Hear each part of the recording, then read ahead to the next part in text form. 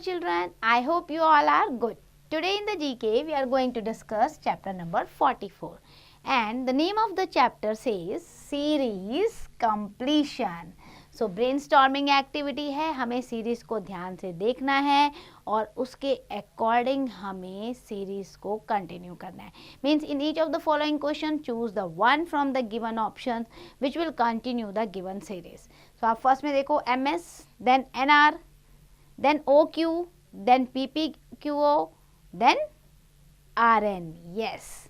So ये reverse में आ गया ना आपका, तो B वाला ऑप्शन आपका करेक्ट होगा. Then moving to the second, 8 multiplied by 4 multiplied by 3 is equal to dash multiplied by 12. तो आप यहाँ देखो 4 3 या 12 8 या 96, तो आपका ये आता है 96. कैलकुलेट करने पे ना 96 आ रहा है, तो यहाँ पे आपको मल्टीप्लाई बाय 12 दिया है. सो 12 को किससे मल्टीप्लाई करोगे कि 96 आएगा? 12 8 जा. यस. सो डी ऑप्शन आपका यहाँ पे करेक्ट हो गया. सो हेयर 12 8 जा 96. देन थर्ड सीरीज आप देखो 8 26, देन 14, फिर 20. यहाँ तक आपको दिख रहा है 8 26 14 20. ये एक सीरीज हो गई.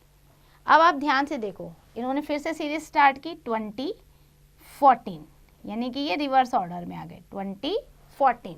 तो अब हमारे पास क्या बच रहा है? 26 और 8 है ना, रिवर्स में चल रहा है ना. इन्होंने लिखा 20, फिर इन्होंने लिखा 14, क्वेश्चन लगा दिया, तो 14 के बाद क्या है? 26 और 8. सो 26 और 8 हमें कहाँ दिया है? सी में ना दिया है, this one. So this order will be continue 26 और 8. Now moving to the fourth, 24 38, फिर 19, फिर 28, फिर 14. तो क्या आएगा आपका नेक्स्ट? ध्यान से देखो आप, 19 2 जा 38 आ रहा है, फिर बीच में 28 आ रहा है आपका, 24 और यहाँ 4 का गैप है आपका 28, फिर आपका 14. सो 14 के बाद 4 का गैप लो, 15 16 17 18.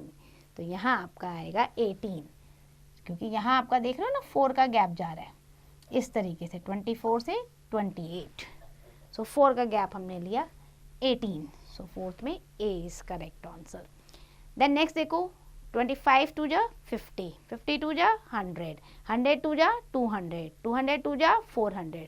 सो 400 2 जा, क्योंकि हर जगह 2 जा है ना, 2 से मल्टीप्लाई किया हुआ है हर जगह. देन आपका आंसर आ रहा है, तो 400 2 जा 800. So option C will be the correct. Then moving to the next, 28, then 33, then 31, 36 and then what? 39 आपका आ रहा है. अब 28 के बाद आपका 33 कैसे आया? 29, 30, 31, 32, 33 फिफ्थ नंबर पे. ठीक है, 33 के बाद यानी कि आपने इसमें 5 ऐड किया है.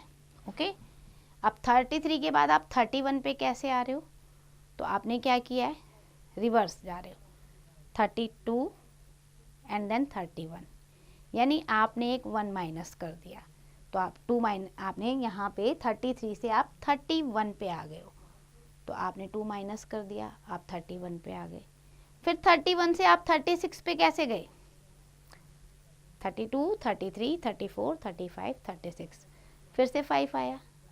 तो अब आपने क्या करना है? ध्यान से देखो, यहाँ आपने 5 प्लस किया और यहाँ पे नेक्स्ट सीरीज में आपने -2 किया.